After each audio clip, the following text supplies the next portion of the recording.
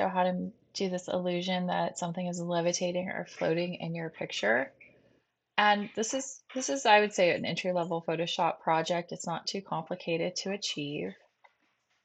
So the first trick in making this successful is just in the photos that you take. You need to be posing. You need to not move. Your camera needs to be on a tripod, and then you're going to have somebody help you. Somebody needs to bring in the object.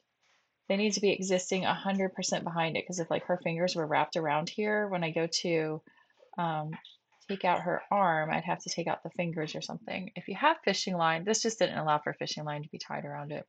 That would be even easier to edit here in the end. But whatever it is, whatever you have, it needs to, the person holding it needs to be completely behind it. So you can do the file, place embedded, or you can open and drag it over, whichever level you're at with that. And from here, the two ways to do this would be just to use an eraser that's fuzzy. So move the hardness all the way down, and you can simply go in here and start erasing. Or you can go down to your masking, which won't destroy your original picture. Make sure you click on, you're on the paintbrush, and black will subtract. And I still want that to be a fuzzy though. I don't want that to be a hard edge. And as I start erasing, it's not really erasing the image, because you can see over here my layer is still good there. It's just masking out and showing through to the layer beneath it. So as I zoom in here and I get close to my object, I'm just going to use the brackets to make my mouse smaller.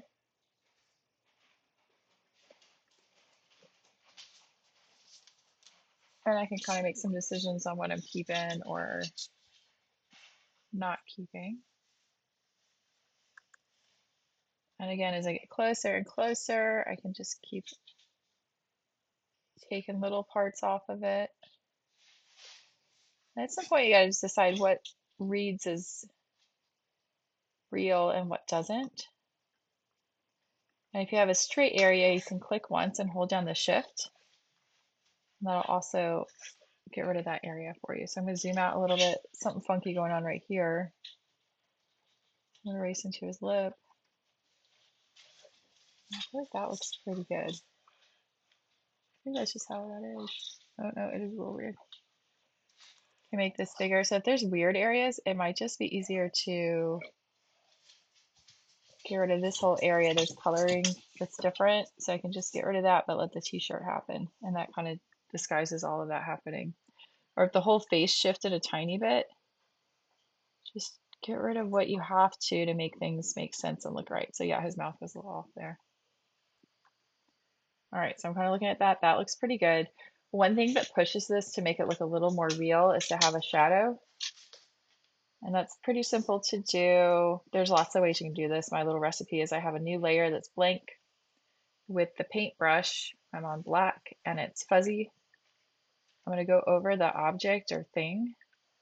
This does not have to be precise because I'm going to blur it out anyways.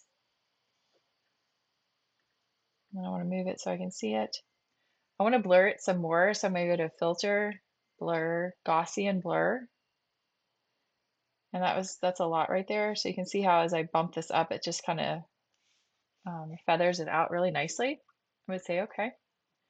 And then I just need this to now be see-through, so I'm going to go to opacity and 50, 60, but this is literally your opinion on what looks good for what you're trying to do.